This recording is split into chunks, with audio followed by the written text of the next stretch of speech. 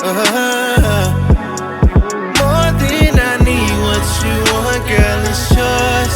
Give me your feelings, I just can't ignore. 'Cause all I want is you, baby.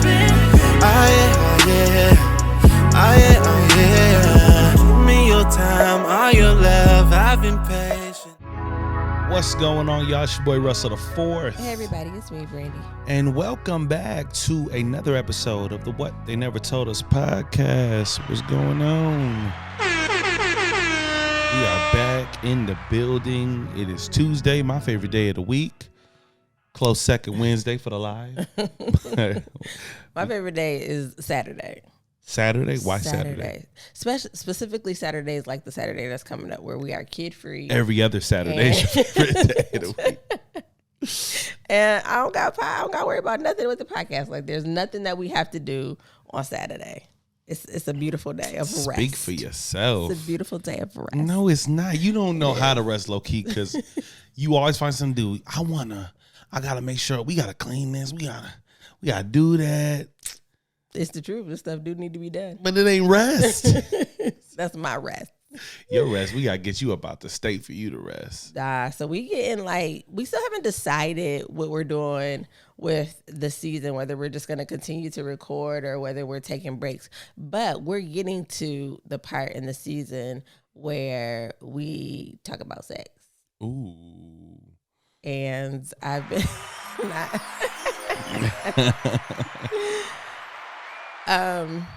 I've been thinking about, I don't know why we always have like this magic spot of when to do the sex episode, but it just feels like we have to get like, nearing. Yeah. You can feel it in the air. But it reminds me of this thing that I saw that said, men have sex with who they can, women have sex with who they want to. And I was thinking about the sex episode. I'm like, you know what? That's true. Men have sex with who they can. Yeah. Women have sex with who they want to. Yes. Okay. And it really made, so one of our friends on Facebook, when we was posting, we went live and we were talking about dating, casual dating and all of that.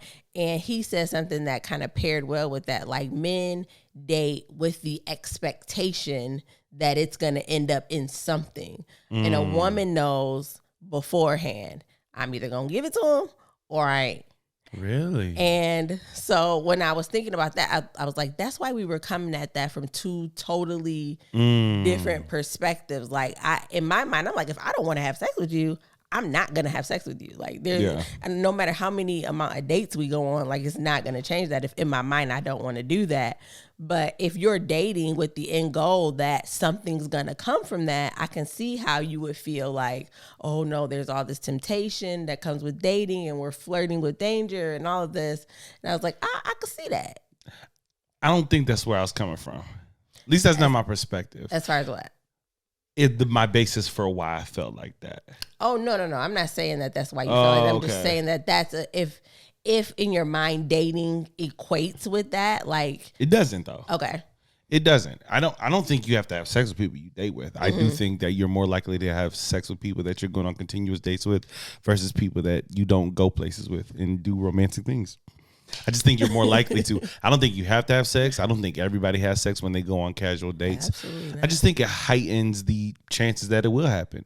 The more you spend time with people, naturally, the more feelings go, especially when you're attracted to them, especially when you find them attractive, right? If you're somebody who, when your body starts calling, if you don't have a real reason that you're like keeping yourself or anything, or maybe you do have a reason.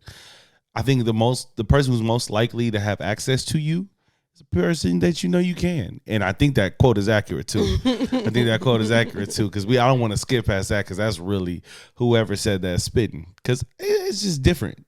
It's different. Women, I think what attracts men to women versus what attracts women to men is just different. You know Absolutely. what I mean? I think I hear people say all the time, and of course this is a generalization and it's not this way across the board, I'm sure.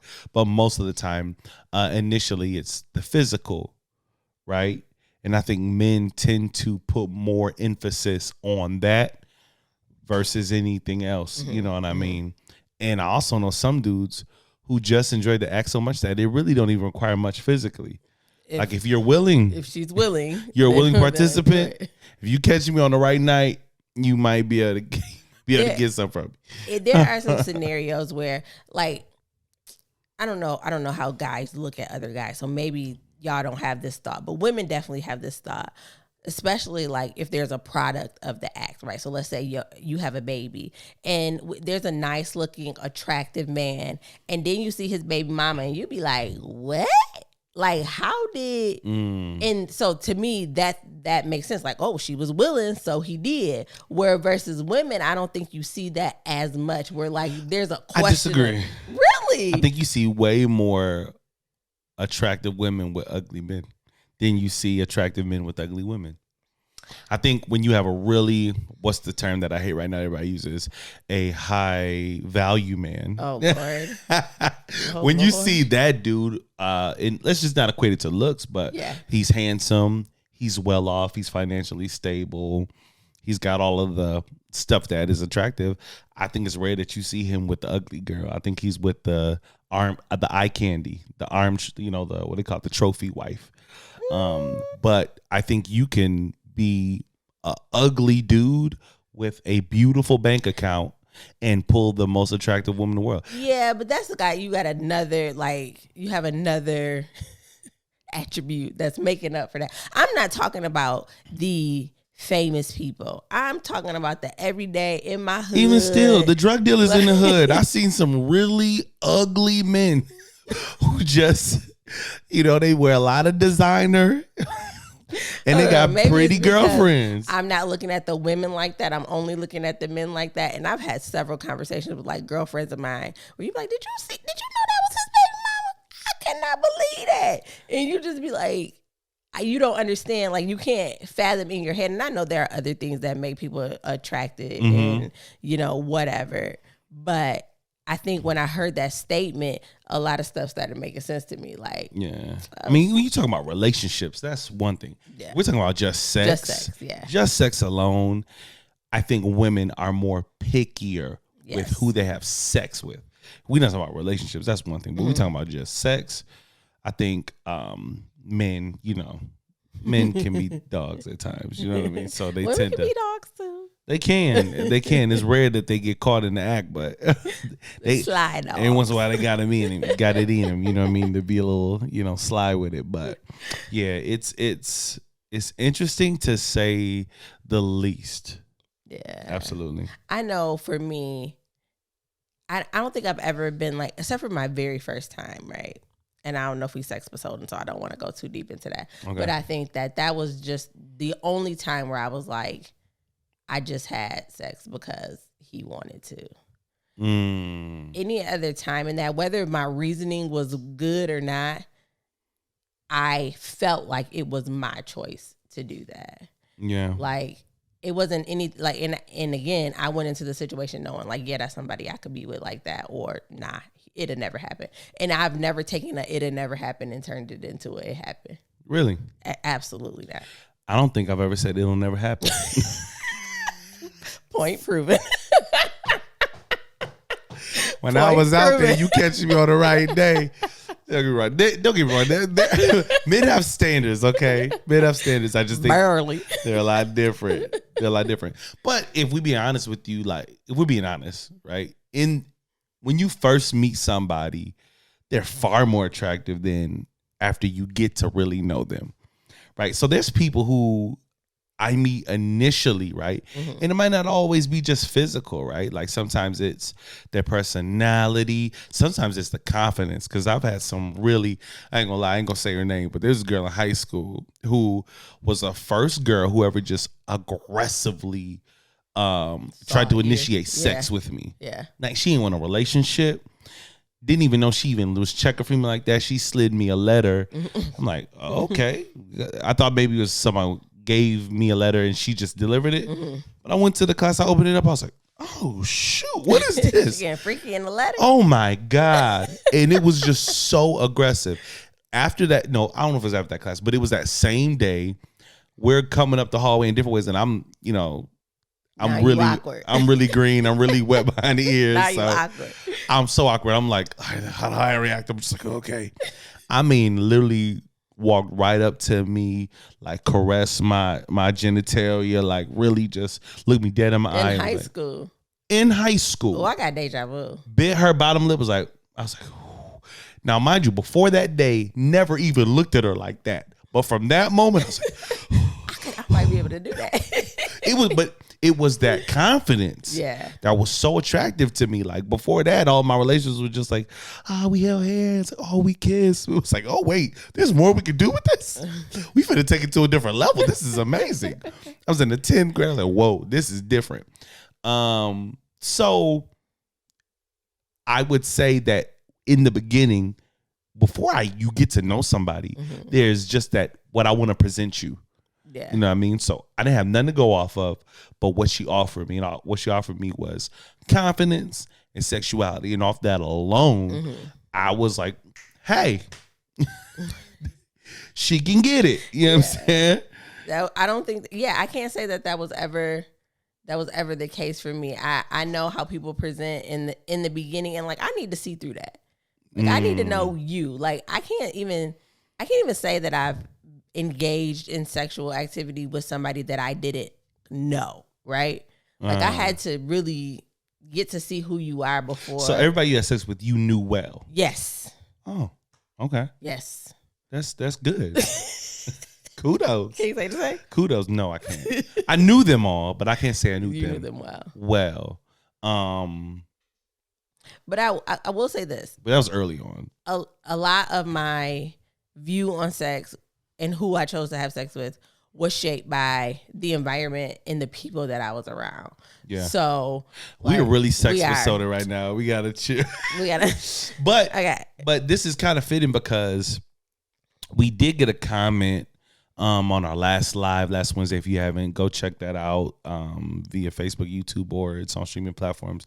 But someone asked, do you think that the honeymoon phase can last throughout the entire relationship? Do you think it has to go away?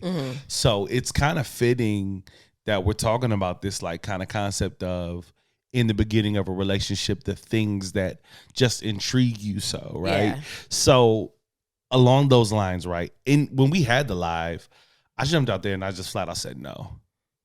I was like, yeah, no, I don't believe the honeymoon phase cannot last the entire relationship. I don't believe it can last the entire relationship. You have to define what the honeymoon phase is. Like, what does that mean to you? Well, let me just go. Well, I honeymoon hard. I'm a people person. I love people. I don't do good with big social settings, but I love intimate social settings. So you give me small group of people, small settings, that's where I thrive in. So when I meet somebody new, I'm just really excited about digging deep and learning the intricacies of that person, right? How they tick, how they think, what makes them laugh, their interests, where they came from, like all of that just fascinates me. Fascinated so much so, in fact, that fascination can be, misconstrued for other things. But for me, it's just all of those things associated with that. The bubbly feelings, the visceral responses when somebody comes around, the butterflies in the stomach, the heart beating fast, the response to their touch. It's like, oh my God, this is crazy. I've never felt nothing like that. Like, how many times y'all said that before we were in a relationship? Like, I don't do this. I never felt it like this before. First of all, why you gotta do the girl voice when you do that? Dudes say that too. No, they don't. Yes, they do. Yo, it's crazy. Don't even be like this. I know a bunch of dudes that was doing some stuff like, I ain't never had no girl make me want to. You welcome. Okay. All right, you calm down. How about that? You welcome. Nah, but for me, that's just what it represents, right? Like that just initial infatuation with somebody. So for me, I think I agree with everything that you said, but also for me, the honeymoon phase is like where most of the time you can do no wrong in my eyes. Like I'm willing to excuse certain things that, he just nervous, or maybe, maybe, that's cute.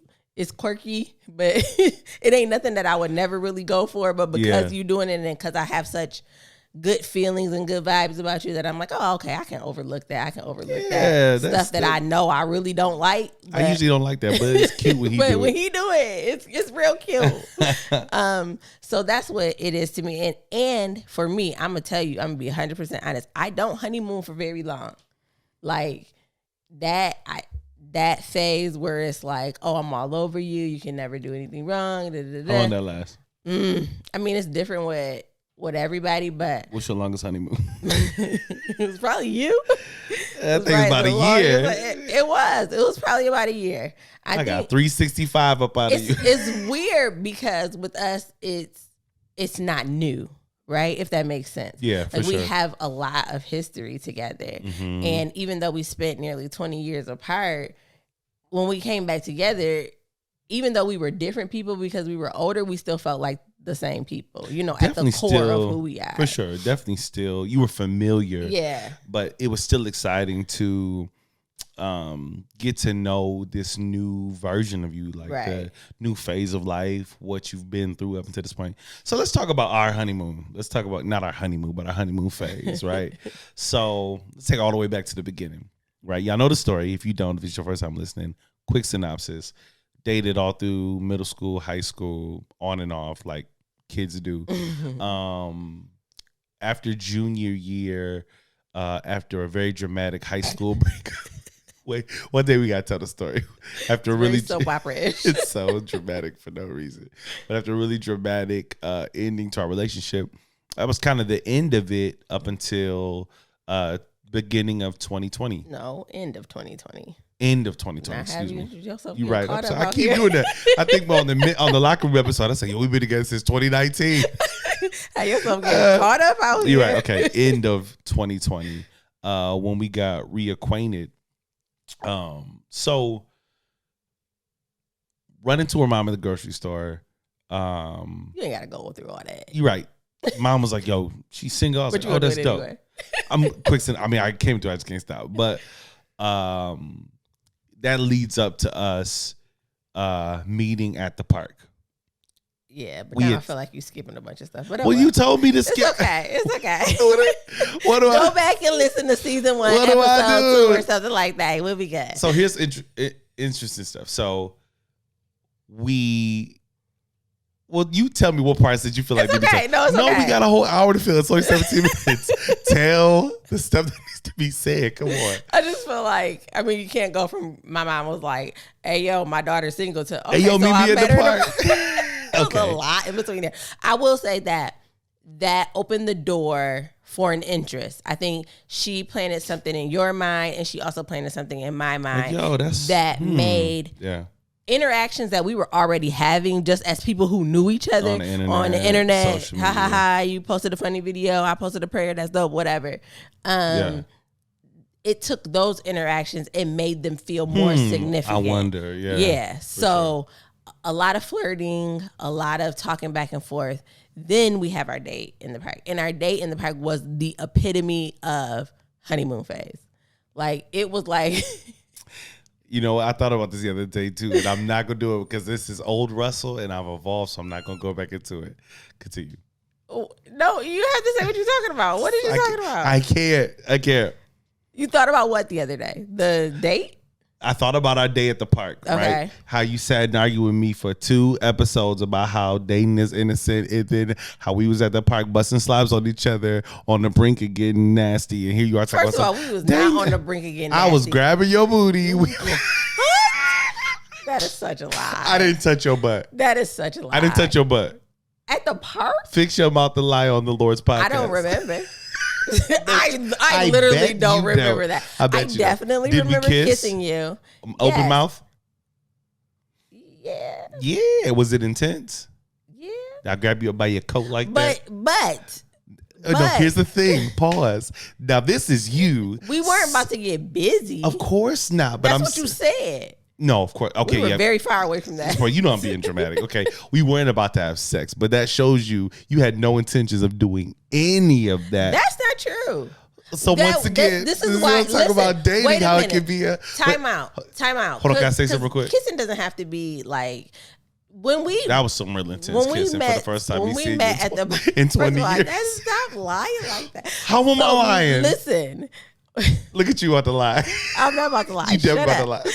So when we met at the park, Yes. we had been talking For 2 every days. day. No, it wasn't 2 days. Baby, don't do that. We're going to go back in the text messages I after know- this. We're going to listen, post we the married receipts. now. It's We gonna wholesome. We post can the be receipts. honest. No, I'm saying it wasn't 2 days. How many days did we text her before I birthday met is you? in October. So it started in September. Huh? Whose birthday's October? No, it's in September. It's in September, but it's at the end of September, like the middle. That's what I'm trying to tell you. It was 2 weeks. It was, baby. It was 2 okay. weeks. Okay. Don't do that. It was like 7 days or something. 9 days. It was, but we were talking all day, every day, right? For 1 week, and then I met you at the park, and The we first was it was making 2 out. days, now it's 1 week. We're getting off subject because this is why I didn't want to bring it up because this has nothing to do with it. But no. anyways, So yes, yeah. we kissed, and yes, it was intense. But it was not about to lead to no banging in the park. It wasn't, of course not, but it was very intense. But again, Yeah. like epitome of feeling all the feels. Oh, of course. You know yeah. what I'm saying? We had been having in-depth conversations. Mm-hmm. We definitely knew at that time that it was something that we both wanted to pursue. Yeah. So again, I was only seeing what I wanted to see, right? And for me, I don't even like where you finna go. No, what? That's how like I was blinded by the things I felt because once the moves over, I'm like, hey, yo, this dude is Well, trash. we here now. No. Wow, this is what we doing? This is what we doing? No, but Shots fired! I'm gonna take this thing away from you. Anyways, Shooting shots at me. so yeah, it was, to me, it was the epitome of the honeymoon phase. Like, we're doing cutesy stuff. Yeah. We're sitting in the back of my trunk at the park, talking about life, feeling all the feels. We do kiss. From that moment, it kind of set a standard for our relationship for the better part of a year because we weren't distracted by, you know, the things of the world, going to the movies, going out to dinner. We were in the middle of a pandemic, so it was just us. And we created this world where really nobody else existed. We Like, definitely fell in love in the apocalypse. yeah, we...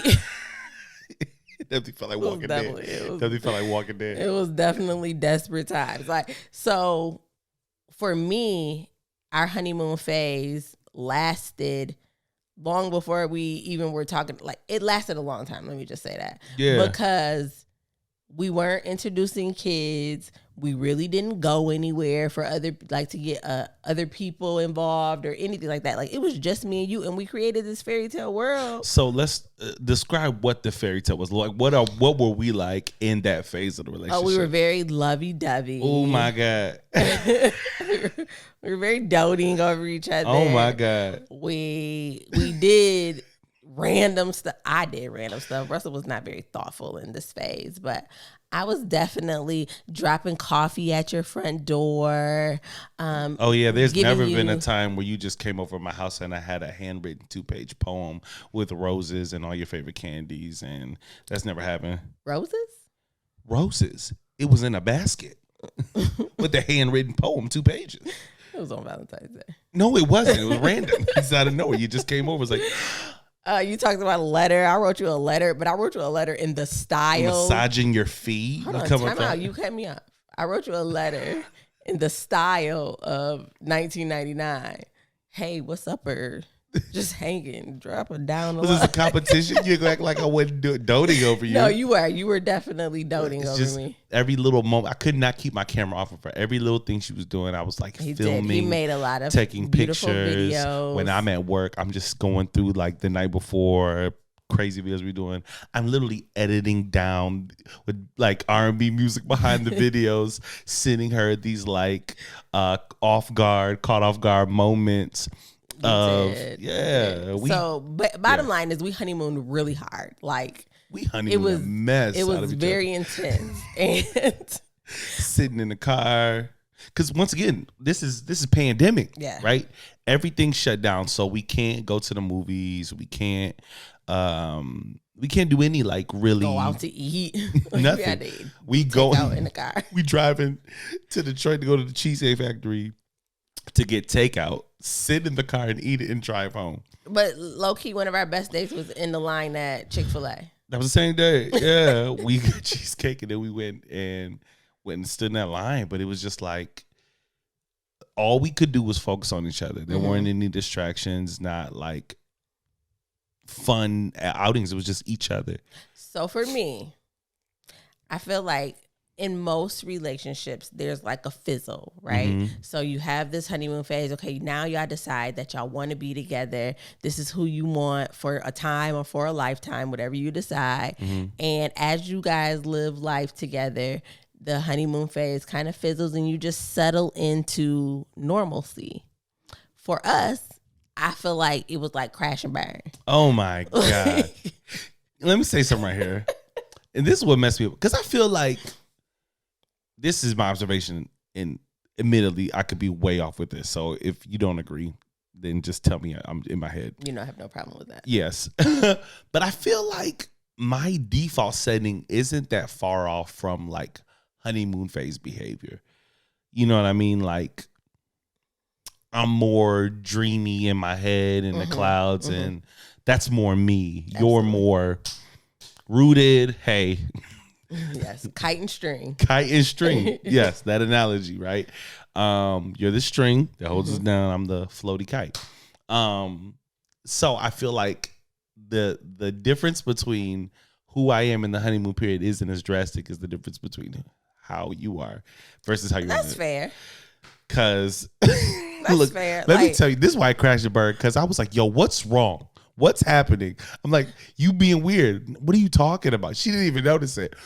Because let me tell you how Brandy was during the honeymoon period. Look, let's put her on blast. She might not remember this, but I'm telling you right now, I swear to tell the truth, the whole truth. So help you God. It's the drama for me. Listen to me. This is how it was, honeymoon period. She's over. We're watching TV. If I touched her on her neck, she'd be like this.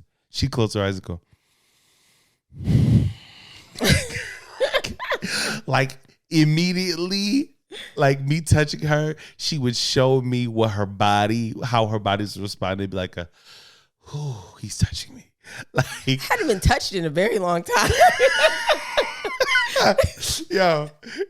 So that was what I was starved. Okay, that's what that was. Okay, all right. My body was like, "Ooh, you feel that, girl? We feel that. We need to go home." So there was that. Then, like, just the way she looked at me, she smiled all the time, right? I still do. You don't do it as much, okay? I don't want to, like, you're very happy. Your smile is beautiful, but it don't happen as much, right? You used to come in, your voice was like 2 octaves higher. Whatever. Hey, babe, like, you know, all touching on me, smiling, like looking at me with these eyes like dreamy. And I'm like, yo, this is so different than how she was back in, like, it's a whole, like, wow, she's so, you know what I mean? And then one day I go over, it's like, hey, babe, okay, all right, cool. She's busy. She's doing stuff. I think we determined that was PMS. You cannot keep holding that against I thought me. that. I initially thought that. And I'm sure it definitely heightened it during that time because it was a little more intense. But there was like a drastic difference. And I remember I brought one day, I was like, yo, the honeymoon phase is officially over. Yeah. And you were and like, I agree. You were like, no, it's not. Like, I'm not as, there's a word you use. And I remember it significantly because I had to Google it, but I don't remember what it is. He said, just because I'm naturally more stoic. Stoic, yes. I'm naturally more stoic. So, like, that's just me. Like, you know, now that we're settling in. I was used to you. I'm used to you. Yeah. Like I think at the point where it became routine, like I knew what to expect from you. I wasn't surprised by the fact that you were going to be affectionate with me. I wasn't surprised at the fact that anytime you could touch me that you were going to. I wasn't surprised by the fact that you were going to tell me how much you love me. It just, I got used to it. And it became so normal that it didn't surprise me anymore. And that sounds bad, but really it was a good thing because I was able to let my guard down and just let you love me. And I realized that I didn't have to pretend to be something that I wasn't naturally to get you to love me, like that you were just going to love me. You had made that choice. You had made that commitment. And I was like, probably not going to be able to keep this up for too long. So I might as well go ahead and let them know. You that, did like, not I have am that thought. I know, I really did. Oh my God. I really did, because it's hard to act beyond yourself all the time. I thought it was naturally happening. You were forcing yourself to be that way? Some stuff. Like some what? stuff for sure. Like what? Like the being at the door every time when you pulled up, and just I think I'm naturally catering. Like I do believe that. Oh, like absolutely. I just those things just come natural to me. Yeah. The things that don't come natural to me is like the rubbing on your head, the knowing the excitement. Yes, like like you here? Okay, sit down. Bye. Yeah. So like this was, it's your fault. If I'm being honest with you, this was really difficult for me. More difficult for me than I articulated. And I don't think I ever really addressed it, because this was my central trauma. This was like the nucleus of my divorce and the end of my marriage, was this idea that she's just not that into you. Yeah, that, and I settled on that before, because we were just such good friends that we never had that phase where it was like, I can't keep my hands off you. We didn't have that phase, but I settled on that and went straight into just the decision phase. But I'm naturally just more like, let's do romantic things. Like, you know me, like if I can't go that long with us just being in the same space. Like I want us to, like we're just living life together. Duh, that's what we doing. No, what's wrong with that? Listen, I mean this, and I said it on the live. I'm gonna say it here first. It needs to be on the t-shirt. Don't get used to me. I hate it when people get used to me. Like I feel like I'm that new toy when you open it up. It's like, ooh. But after a while, it's just there. You know what I mean? To me, like as married people, I think there are things that we can do to still foster the feeling of the honeymoon phase. But I do think that, so I think what I was saying, let me go back to that, is that it fizzles for most. It just crash and burn for us. Because we live life in a bubble for more than a year, when we had to transition to living life together, it was like we were in a bubble, not even kids a part of this bubble for at least like 8 months. Then we introduced kids, and I'm noticing a different dynamic. Like when we're all together, all the attention's not on me. I can't solely focus on him because we got other people running around who also need our attention. So then that became like a hard stop for the, hey babe, how are you? Like, okay, now we got to entertain the kids. Now we got to do this. We got like just trying to get out the house with all of them was stressful enough to the rest of the day. I didn't even want to look at you. Like, and before the marriage, like, this was when we were dating, we were trying to go to the beach. Yeah. I think we definitely, once we realized, okay, like, I think this is what we want. I think we're on the same page. So we just started trying to see what life was like, right? Once we introduced the kids to one another, that's when I noticed, the vibe is different when it's just me and you being me and you versus when it's me and you and also being a mom and a dad. You know what I mean? Absolutely. And also with you, because you're so naturally catering and you love like that, you being a mom drains your battery more so than the average person, because you do stuff that don't even need to be done for people. Absolutely. We just got to the other day. Can't remember what it was. But I was like, no, you was mad at me because I put a Band-Aid on my baby. No, you talking about the 17-year-old? He's my baby. The one that my drives? first baby. Oh, the almost 18-year-old? He's my first baby. That's my baby. Oh, I can't reach it. It's on my elbow. No, I said he can't reach it. I know. I said that boy can reach it. He can reach that. I said, look, this is probably going to be the last time I'm going to be able to put a Band-Aid on him. Okay. I'm already having separation anxiety. About to go to college. Like, don't try to take them little moments away from me. See, that's why I can't get none at the end of the night. Because you putting on Band-Aids and fixing plates. Sit down somewhere. You see me today, I'm like, baby, can I do the dishes? I got you. Sit down. You see me? Look. You sit down and rest. I got this. Save a little bit for me. You know what I'm saying? I'm like, let me get something. Let me help you. Sit down. But you're naturally a caterer, right? Yes. So I noticed that early on, right? Yes. And instantly I was like, okay, what can I do to lessen the battery being drained? And I don't think you knew it, but it was very intentional for me. So the stuff that I came in like trying to like have a voice in was stuff that I saw was like, nah, how's this gonna work when we married? Because I can't have a baby busting and talk about can I have some cereal in the middle of the night? You need to go back to bed. Get in bed. We got to shut this down. You know what I mean? Yeah, but I think one of the things that you also did is like, we talked about it earlier we talked about it before, where you feel like when you wrangle the kids, like I don't have to do the organize, the clean, the cook, the stuff because you're handling the kids. But in that sense, I feel like I haven't gotten any attention from you. Because you've been kid wrangling and I've been over here like busting my butt and it looks like y'all having a grand old time. See, this is what's news to me.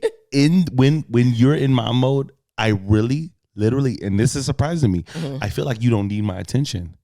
Yeah, no, why would you ever think that?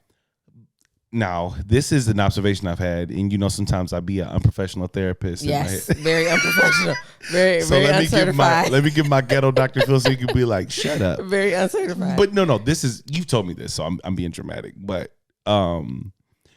you poured yourself into your season of motherhood when you realize like I'm not being able to be the wife that I want to be, so I'm good on that. I'm going to be the best mom I can be. That was not just an assignment that you had. It was an assignment that you loved, and it was a coping skill. Yes. So the way you loved your kids wasn't from a place of obligation. It was a place of affirmation, right? So, Lord, I'm losing my thought. What was the initial thought that I went to this for? Like, what were we talking about when you were talking about? See, this is how unprofessional. We both got bad memories. We were talking about how you keep the kids occupied while I clean and cook. Oh yeah, I feel like you don't need attention. Yes, because I feel like you're being affirmed from that place of motherhood. I felt that for a while. Like when I'll see you dead tired, and Neil come and say, "Mommy, can you come play with me?" But I see something light up in you when you're playing. Because there are times where I feel like you're getting affirmed from that place. I feel like there's not room for me to pour into you. Sometimes I feel like me loving on you while the kids are being kids and mommy, do my, like your son's 17. He still is like, can you make my plate? How do I do this? You know what I'm saying? Yo, I don't know how to do this. Fam, it's a taco, bro. You put the stuff you wanted on the inside. Can you do it for me? No, do it yourself. So when I do feel like I want to love on you during those times, it feels like I'm putting something else on you. Here's another person I have to pour out into because he's just another person who needs me. So in those moments, my mindset is, let me not be somebody she needs to tend to. I'll be like, okay, I'll wait for the kids to go to bed. I know when we get in bed, we're going to pray together, or we'll do a devotional. I'll snuggle up with her and I'll love on her then, or the morning times when the kids are here. You know what I mean? That's been my mindset. I don't know if that's accurate or not, but that's legitimately a true thought that I've had. I think there's a fine balance in what you're saying, right? Because there is a point where I just have to give attention to the kids. And not because they need it, but because I need it. Because, we co-parent. So that lessens the time that we get with the kids. All of them are in school now. So that the time that we have is limited there. Then your kids are only here for a limited time. So then trying to build relationship and bonds like that, like when I have the opportunity to just give them my undivided attention, I do like to take that. However, on the flip side, when the house is just crazy And the thought is, hey, I'm just going to take the kids and go and occupy them and go have fun. But all the normal household stuff still needs to be done. And I want to have fun and I want to spend time with you. And You don't I wanna want have to shut up. Okay.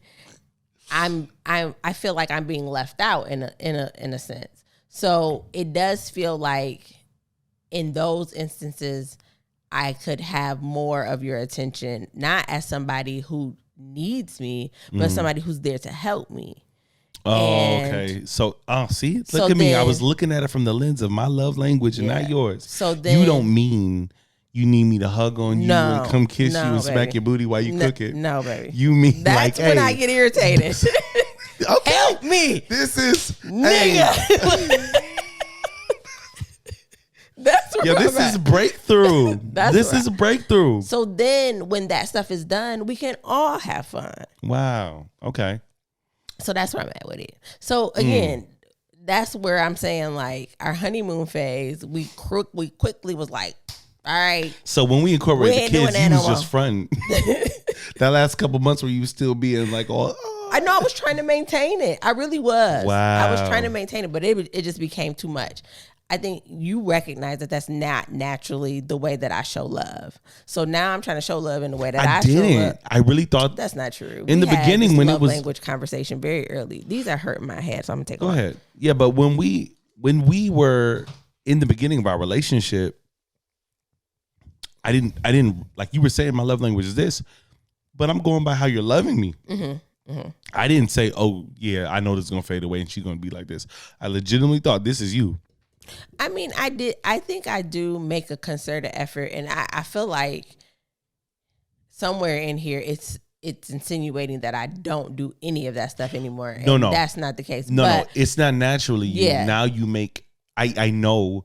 When I'm making, and this is what we're articulating, yeah. that you're making a decision to do that. Absolutely, it's not your natural state. Absolutely. So you put effort in to do those things. It's still happening. You're still very much so loving on me. You love me. You speak my love language, and we're still very affectionate. You know what I mean? But it's different. It's not coming from. It's very different. Yeah. You know what I mean? I know. Every once in a blue moon, when you look at me a certain way, versus you just coming going right away, it's just like, hey, it's like it's different now. But I want to say this. I do believe, and I start off with this, and I just want to expound. I don't think it lasts forever. And I think a lot of people say that because it's a good thought. And I think it sounds good. And I think the intent behind the statement when they say, oh, the honeymoon doesn't have to go away. I don't believe the honeymoon phase has to go away. I think we can do this for the rest of our lives. I think the intent is that we're going to love each other well for the rest of our lives. We're always going to be excited to spend time together. We're always going to have an element of fun. And I don't think that has to go away. Absolutely not. But I do think where it comes from and the motive and the drive to do those things, I think it comes from a different place. In the beginning, the drive is just... It's new. It's new. You're kind of like... There's chemicals in your brain during that time that are literally activating that stop after a while. Like we use the analogy of a toy, right? Like when I first got the PlayStation 5, he cried. When he opened it up on Christmas, he literally cried. And I talked to him about it the other day, and he was just, I'll get to it. It's just there. He still plays with it. He still enjoys it. But the chemical that got activated when the newness was there is not the same chemical in his brain that gets activated. It's not the same hit of dopamine that was. You know what I'm saying? So it's not a bad thing. It's just a natural thing. It's just different. I think we said that on the live. Is like those feelings don't have to go away, but how they're fostered and how they're generated, it changes. Yeah. Like I still get chills when you touch me. Yeah. Last night I got a little... I got a little out of you. I was rubbing your feet. I was like, oh, we back. We back. Started going crazy. I think it's certain things now when I notice that the touch is for me. Yeah. That's when it drives me crazy. Okay. I know that physical touch is your love language. So sometimes when we're touching and hugging and all that, it's just for you. It's for you to feel comforted. It's for you to feel loved. Yeah. But knowing that that's not my love language, but you're trying and you see, hey, she tired. She need her feet rubbed. You know what? She looks really good. Where you're trying to acknowledge me in the touch, that's now where I get the most feeling and euphoria from. Yeah. So the euphoria hasn't gone away. I still feel the same way. When I see your blue car pull up in the driveway, I still get excited. I might not show it as much because I'm in the middle of 50 different things, but it's never going to be a time where I'm not excited to see you. Maybe the excitement is shown in a different way, but it's still there. It's still there. It's still For my sure. boo thing. For sure. For sure. I think it's important to highlight the intentionality. And I think when I was going through couples therapy, that's literally what the phase is called: infatuation phase and intentionality phase. And I think the misconception is that when you come out of the infatuation phase, that there's something that has been lost. And because it doesn't feel the same or it looks different, that somehow the value has changed. And I don't think that that's accurate.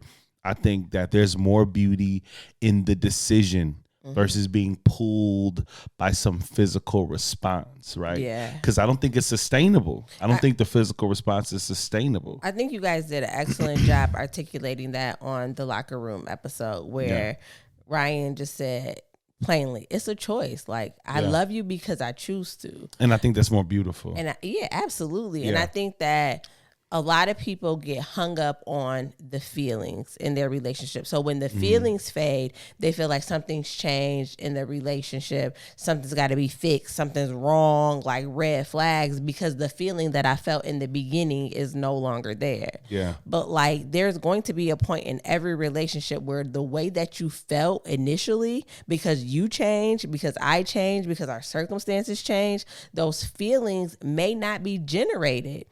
You have to make choices that help get those feelings back. Yeah. Or you just make an intentional choice to love who you're with regardless of what it feels like. And for me, when you choose to love me versus you just feel like loving me, it makes all the difference. When I know that you're choosing to do things that are outside of your norm, it makes me feel so much better than, oh, hi, baby, how are you? I got butterflies. Like, nah, this man is sacrificing his own feelings, his own happiness to satisfy me in a way that I need to be satisfied. That's an intentional choice. And that's what gets me going. Yeah. And it's that just difference that I think trips a lot of people up. But there's, once again, and I know I keep repeating it, but I really mean it, that there's so much more beauty in the decision, right? Like the excitement when you see somebody come over your house. Like I remember when we first started dating, I'd try to get off work early, get home, get showered up because I knew she was coming. I get really excited. I leave the door unlocked, she come in, and I get excited. But there's so much more beauty in the knowing that she'll be home. Like it's exciting. Oh, she's coming over. That's exciting, but that's surface because it's fickle. At that phase, she can come in. She might not. She might decide she don't want to come over anymore. But there's so much more beauty in, I don't even have to think about where she's going to be. I know she's coming home. I know she's going to be here because she's decided that this is where she wants to be. To me, the fact that me pulling up is normal is far more beautiful than me pulling up and you being excited because it was unexpected. Yeah, I don't have to worry. I don't have to wonder. Yeah. I don't have to second guess it. And to me, if I'm going to feel happy and elated about anything, that's what I want to feel happy and elated about, that you are a constant in my life, that you are consistent, and that above everything else you have going on, you choose to be here. Absolutely. That makes me feel good. 100%. So how do couples who are OGs in this game, right? Like 20 years for the most part, like, yeah, we're talking that like this, but we still, we've had a bunch of stuff that kind of like, there's things that happen seasonally that just kind of reinvigorate that infatuation. Like I remember the newness of being married. Oh yeah. That was like a whole new you know what I'm saying, area of our relationship that we never explored before. So me being husband to you was something new, you know. Still is. Exactly. So we're still pretty new. What do you say to the people who got a decade, you know what I mean, 2 decades, 3 decades under their belt and are looking to ignite the fire? You know what I mean? Where's that found at? So when we were talking about there being beauty in knowing, I think that we get so hung up on the intricacies of relationships that we forget what they are at their core. Yeah. Right. And when you marry somebody and they choose you every day for 20 plus years, like, to me, I don't care what that look like, because as easy as it is to get divorced nowadays, there has been, I can tell you, 20 times at least in the last year that somebody has been like, yo, you know what? I'm good. I'm over this. But the fact that your person is still there and still staying with you, I think you have to find beauty in that.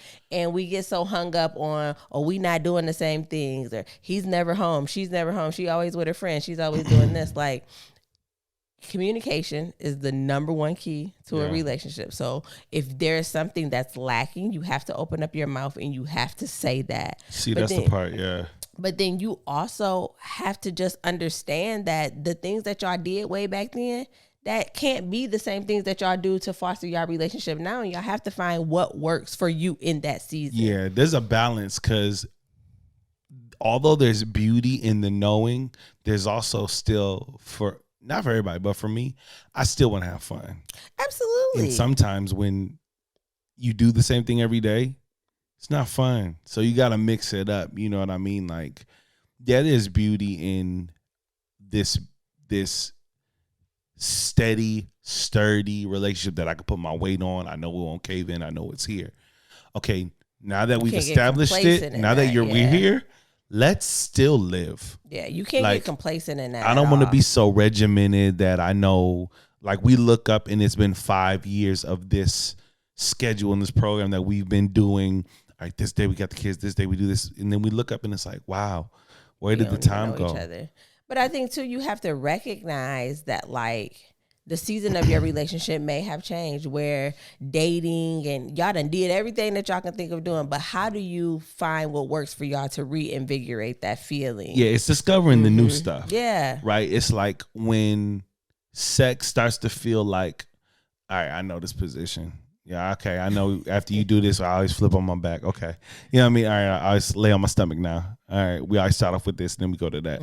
This is when it's like, all right, let me see who she is in this season, right? I know what she likes here. Let's see where else we could take it. And again, I'm going to go back to talking about it, right? Because if you're feeling that, chances are your spouse is probably feeling that too. Like, oh, it's getting It don't regimented. always be like that. Yeah. But you don't know unless you open up your mouth, right? Communication. And even if they're not feeling it, because you are, and because y'all are in a relationship together, like, I would assume that once you communicate that someone who loves you and cares about you is going to make the steps to accommodate and meet you there. Like, for Stay us. there. Oh. Yeah. I just wanted you to say that again, because a lot of times people, I did it. Yeah. Brandy's been on me about my podcast etiquette. If you watch YouTube, I'm getting better. She's working with me. But there's a lot of people who get caught up in this scenario, right?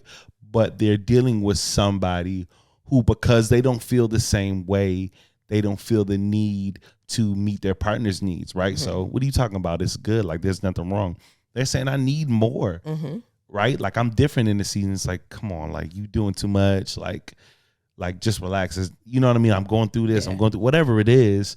But I really love the fact that you said, when you're with somebody who loves you and wants to still please you, wants to still satisfy you, and still wants to love you in a way that's gratifying, not just to them, but to you as well.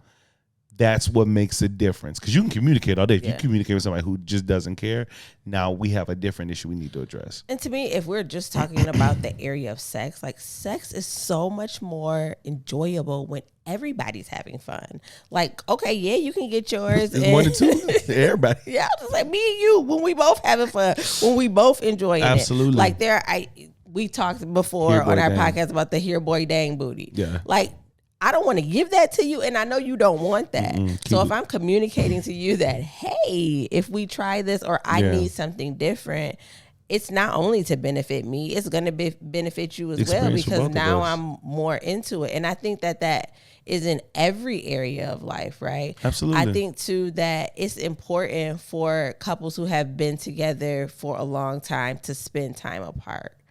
And I remember when I just left for that period of time where it was like, oh my God, I just miss him and I want to be with him. But I was also with women who are in season marriages who wasn't really feeling that. Yeah. And I thought about what that feels like when I am with somebody every single day. We always go on vacation together. We're always together. We work together. We love together. Like everything is together. When I get that time apart, what does that do for my relationship? I would hope that it gives me a chance to really miss that person and remember the things that I loved about them. Yeah. So it's important to explore, take time when you're in a seasoned relationship to take time to explore yourself, find your own interest, and then bring that fun and excitement that you find in your own personal life back to your relationship. You can share new things with them. Y'all can find new ways to love on each other or to have fun or to explore. But you also can have fun apart so that when you come back together, you're still happy and enjoyable and you're not just getting that fulfillment from your relationship. Yeah. It's like I remember this is, you know how my mind works with analogies, but as you were talking, this is what I saw. I remember this one time I had really jacked up my thumb. I had sprained it really bad playing football, and I had to wrap it up. I couldn't use it at all.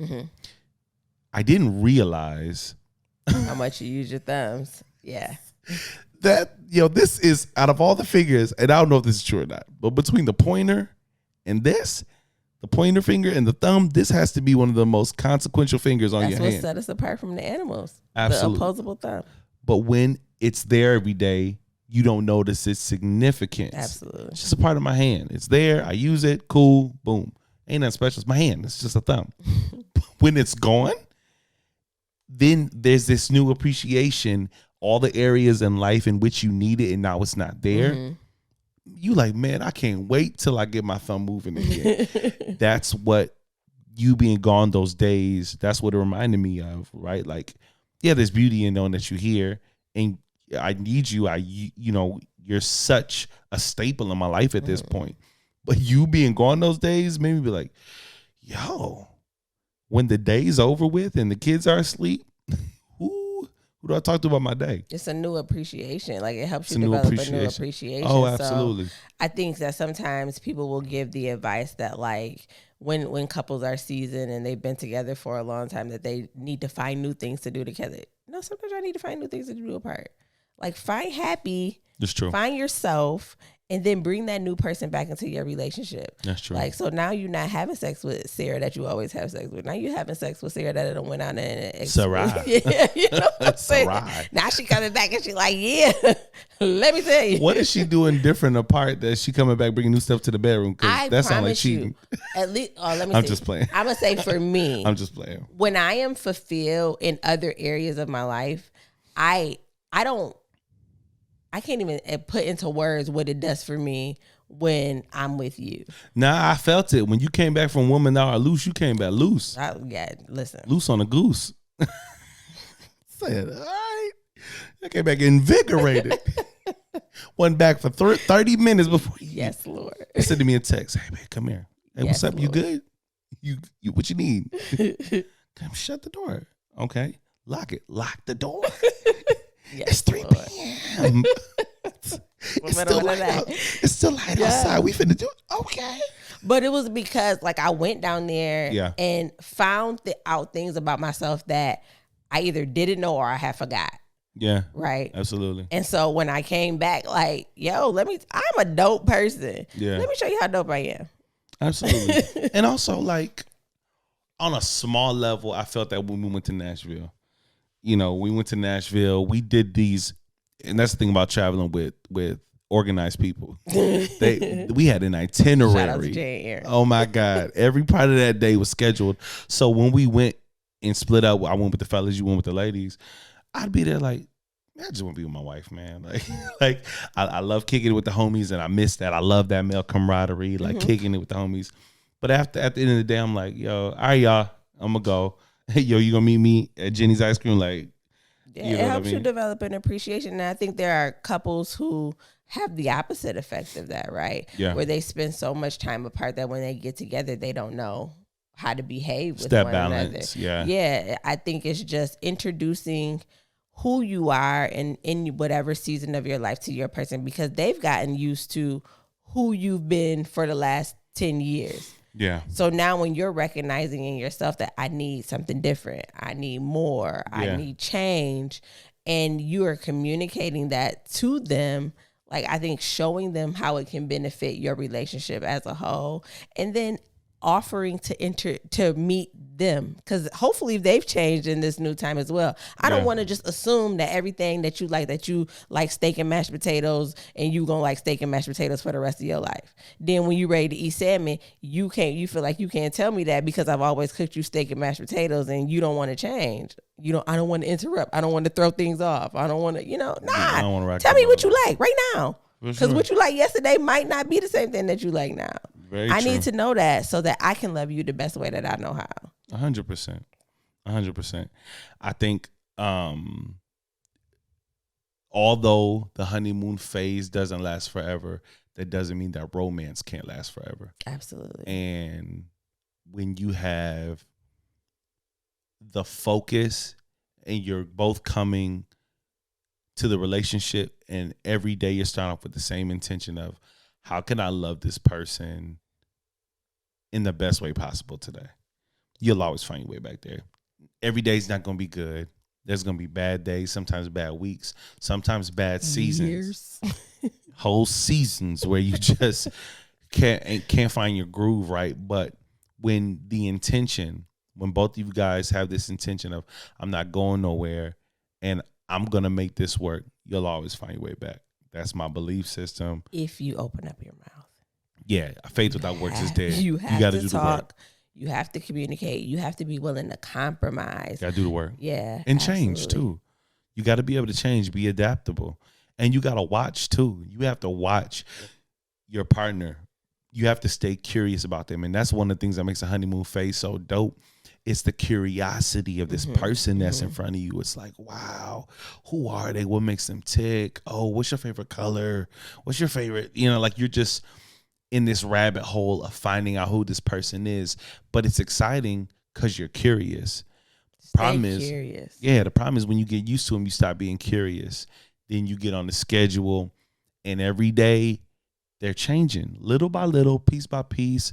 But circumstances, situations, life seasons, they're evolving. But because you're not curious, you miss it. And that's when we wake up and you hear that old adage, I woke up and I was laying next to a complete stranger. A stranger in my house. Yeah, but no, that didn't happen overnight, sis. That didn't happen overnight, bro.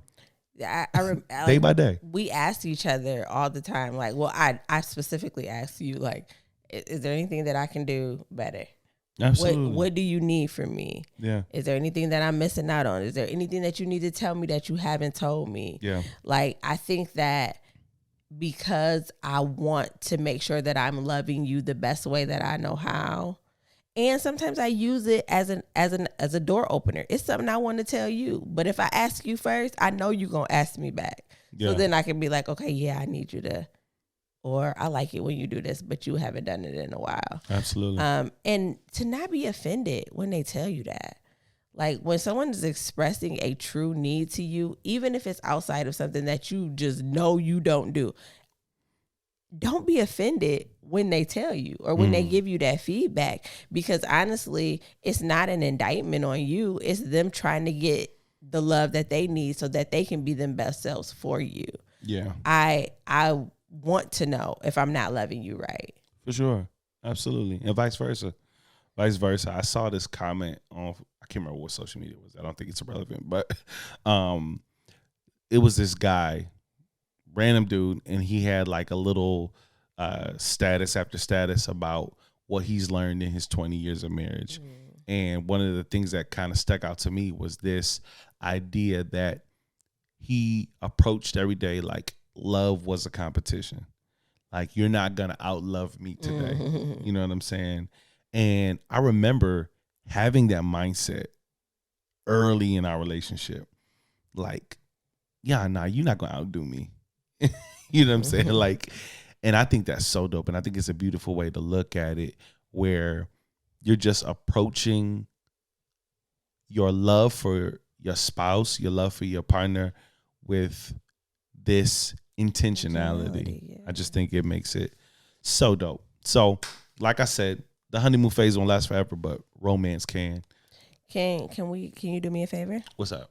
Can you hold my hand? Can you pray for those who may be struggling in that area? All right. Can I put on some soft music or something? No. Put some Maverick behind it. No. All right. Listen, if you driving, just tap in with us. Whatever you doing, tap in with us. We're going to pray specifically for couples, marriages, but people who are just trying to thrive in the area of love and relationships. Close your eyes if you can. Bow your heads if you can. But Father God, we just thank you. We thank you for every ear that is tuned in to this platform right here, right now, at this very moment, God. We know that it is not by accident. It is not by coincidence. This very moment, this very nudge to pray, God, is very intentional by you, by the Holy Spirit, God. So right now, we just touch and agree for every marriage, every relationship under the sound of my voice, Father God. There's somebody right now who's in a season where they're struggling to find the flame, to find the fire in their marriage, struggling to find the fun in the relationship, God. And I pray right now for those relationships. I pray for that spark to be reignited. I pray that the love is fun again.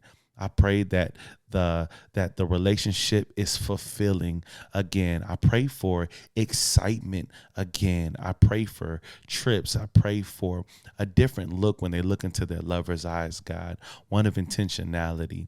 I pray that they see their spouse in a way that they've never seen them, God, that maybe there's been a season where their spouse has evolved and grown, God.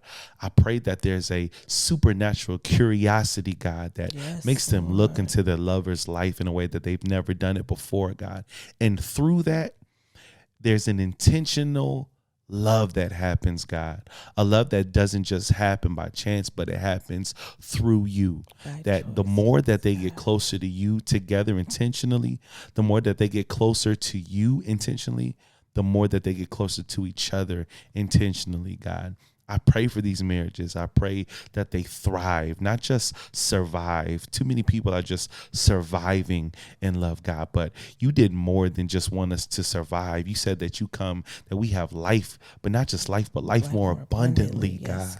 So I pray that every marriage under the sound of my voice experiences life more abundantly, love more abundantly in the way that you intended when you created the marriage between man and woman, God. We give you praise in advance for what you're doing in every marriage and every relationship that's attached to this platform. Everybody who's listening, God, we just thank you and give you praise in advance for what you've already done. We declare it and we say it is so. In your son Jesus' name we pray. Amen. Amen. It wasn't good? I'm a church boy. I feel like after you need some sort of sign up to it. I don't know. Yes, Lord. And I think one thing that stood out to me when you prayed is that you prayed that they just live. And we get so used to existing that we forget to live. Life is so precious. We had an evidence of that today in our close circle, that life is just precious and it can be taken away in an instant. So true. And you don't want to take your spouse for granted or take for granted the fact that they will always be there, because one day they will not. And by the grace of God, we just pray that in the time that you have to live and to enjoy life with your spouse, that you take advantage of every one of those moments. And for the single people out there who are looking for that, we pray that you find it, and that in the meantime that you enjoy and experience the love of God, so that when someone comes in your life, that you know what that love feels like and what it should feel like, and you don't accept anything less than that. Absolutely. When we say we love, we're not playing. We really mean that.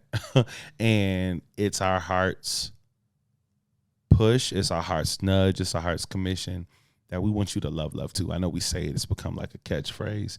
And I don't think when we initially started saying it, we knew what it meant. But just in these moments, right, I feel it so intently. That's literally been our experience with one another, falling back in love, right?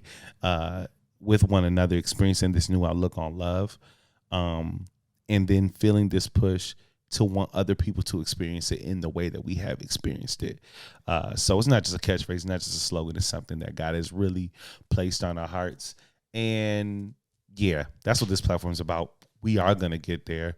If you're not there, it will be so. We say it, we believe it, and we're not just blabbing it and trying to grab it. We're putting work behind our faith, and that's why it will come to pass.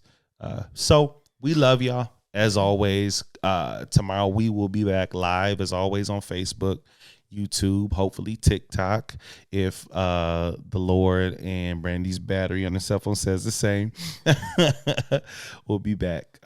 So yeah, as always, we love, And y'all should love too.